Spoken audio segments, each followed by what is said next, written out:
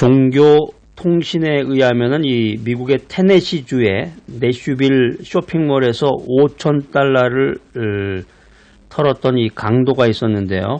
이 브레이든이라고 하는 39세의 이 브레이든이라고 하는 강도가 있었는데, 이 강도가 인디애나 폴리스까지 283마일을 도주했다가 다시 내슈빌로 돌아와서 경찰에 자수하고 돈을 돌려줬다고 합니다. 이건 뭐 굉장히 특이한 사건인데, 그러니까 이거 이유를 알아보니까 이 강도가 돈을 털었는데 5,000달러를 털어가지고 283마일을 도주했다 그러니까 굉장히 멀리 간 건데요.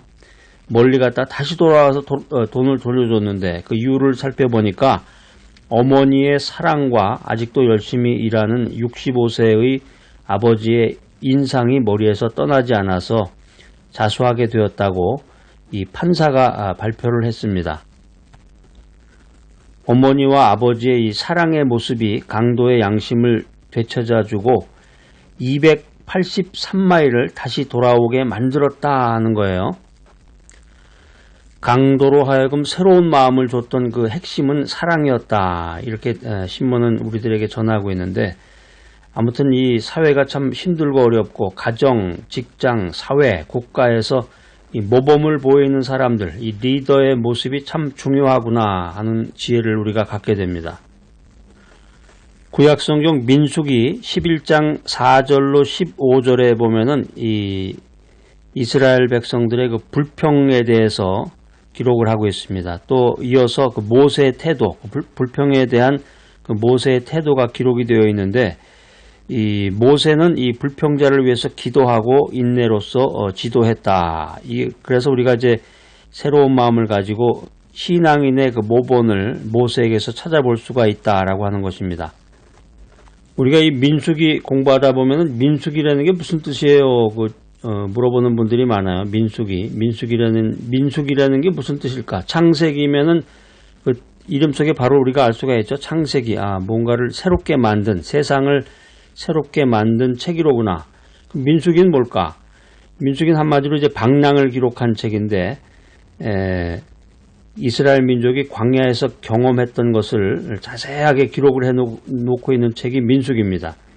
이 민수기라고 하는 이 이름이 이스라엘 민족을 계수한 두 번의 사건에서 유래가 됐는데, 처음에는 시내산에서 계수를 하고 두 번째는 모압 평지에서 계수를 했습니다. 영어로는 넘버예요. 넘버스, 복수죠. 넘버스. 그러니까 숫자들에 관한 책이라는 게 민수기인데, 민수기 저자가 이제 모세죠. 모세 오경이라고 그래가지고 창세기, 출애굽기, 레위기, 민수기, 신명기까지 그것을 가리켜서 이제 모세 오경이라고 합니다. 민수기를 이제 한마디로 제가 요약 정리를 해드리면은 이 불신앙에 대한 하나님의 심판에 대한 책이에요. 이스라엘 백성들이 불신앙할 때 하나님의 심판이 임한다. 민수기는 이스라엘이 하나님의 약속을 신뢰하지 못했고 그 결과 40년을 광야에서 방황하는 심판을 받았다. 이런 기록을 살펴볼 수 있는 책이 민수기입니다. 여러분 그냥 앉은 순간에 그냥 1분 내로 민수기 다 띄었네요. 자, 이게 오늘 이제 민수기 11장 4절로 9절에 보면은 만나로 인한 원망에 대한 그 기록이 나와요. 광야 생활을 하는데 이스라엘 백성들이 광야 생활을 하는데 음식이 하늘로부터 내려왔습니다. 그게 이름이 뭔가요? 만나예요. 그게 바로 만나. 광야에서 생활하는데 먹을 음식이 없었다. 그러니까 요즘 애들은 아마 그럴 거예요. 젊은 사람들은. 그러면은 저기 핸드폰으로 전화해서 배달해달라 그러면 오겠죠. 그렇게 슈퍼를 가던가 사면 될 거잖아요. 라면을 끓여 먹던가. 그러니까 참 그 생각이 보편적이지 않고 참 답답할 때가 많아요. 이게 광야 생활이라는 건 아무것도 없는 거예요, 이게. 예. 자, 그런 분들은 이 미국 캘리포니아의 그 LA 근교에 있는 그 데스밸리를 한번 가보셔야 돼요. 데스밸리. 죽음의 계곡인데, 데스밸리. 거기 가보면 진짜 아무것도 없어요. 아무것도. 야, 이게 정말 이 민수기 11장에 나오는 그 광야로구나. 그러니까 광야 생활 중에 아무것도 없는데, 하나님께서 하늘로부터 음식을 내려주셨는데, 그게 만나라는 거죠, 만나. 근데 이스라엘 백성들이 이 만나만으로 충족을 하지 못하고 만족을 하지 못하고 실증을 내서 불평을 했다는 거예요. 그게 이제 민수기 11장 4절로 9절에 그 말씀이 기록이 되어 있습니다. 그러니까 우리가 이제 지도자로서의 고뇌를 생각해 볼 수가 있겠는데, 지도자로서의 고뇌, 뭐 지도자라고까지 안 하더라도 가정 내에서의 지도자는 부모님이죠. 또 직장에서의 지도자가 있고, 사회에서의 지도자, 국가에서의 지도자, 또 세계를 움직이는 지도자, 이 고뇌가 항상 있게 되는 거예요. 유명한 이야기가 있죠. 소금 장수 아들과 우산 장수 아들을 둔 그 어머니 얘기가 있잖아요. 그러니까 해가 나면은 소금 장수 아들이 돈을 벌고, 비가 오면 우산 장수 아들이 돈을 벌고. 그런데 이 어머니는 계속 걱정만 하는 거예요. 비 오는 날은 소금 장수 아들을 걱정하고, 해가 나면 우산 장수 아들을 걱정하고. 근데 그 반대로 생각하면 지혜로운 거죠. 해가 나면은 소금 장수 아들이 돈을 벌겠구나. 아이쿠 너무 좋다. 또 비가 오면은 야 우리 우산 장수 아들이 돈을 벌겠구나. 이렇게 생각하면 되는데 그렇지 못하다는 게 현실이라는 것입니다. 자, 그래서 하나의 집단, 하나의 나라, 한 나라를 이끌어가는 그 리더, 지도자의 그 마음, 지도자의 고뇌라는 것은 참 깊다는 것입니다. 만나 이야기가 나왔으니까 이제 여러분들 만나에 대해서 확실하게 여러분들이 이제 정리를 하고 넘어가시면 좋을 것 같은데, 출애굽한 이스라엘 백성들에게 광야 생활 동안 초자연적인 방법으로 하나님께서 공급하신 식물, 이것을 가리켜서 만나라고 합니다. 사도 바울은 골로새서 3장 5절에서 탐심이 우상숭배라는 말을 했습니다. 그러니까 우리가 인생 살아가면서 어떤 경우에도 탐욕을 부리면 안 되는데, 탐욕, 조금 전에 말씀드린 것처럼 이제 그 하늘에서 광야 생활하는 가운데서 하늘에서 하나님께서 만나를 내려주셨는데 감사하는 마음으로 만나를 맞이해야 되는데 그냥 불평불만을 했었다는 거죠. 민수기 11장에 보면은 그 무리들이 탐욕을 품었다.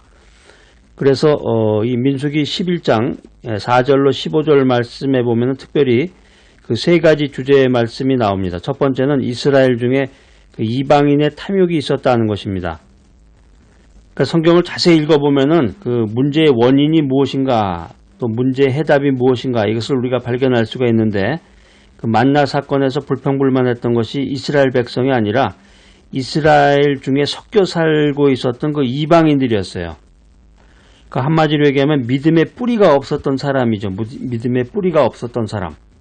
그러니까 우리가 이제 교회나 믿음의 그런 공동체에서도 보면은 믿음의 뿌리가 확실치 않으면 엉뚱한 소리를 하고 믿음을 저버리는 그런 이야기를 하게 되는데, 뿌리가 없거나 약한 신앙, 또 경건이라든가 생활 등 많은 위험성을 안고 있는 이런 사람들, 그러니까 이게 뿌리가 없으면 오래 지탱하지 못하고 넘어지게 됩니다.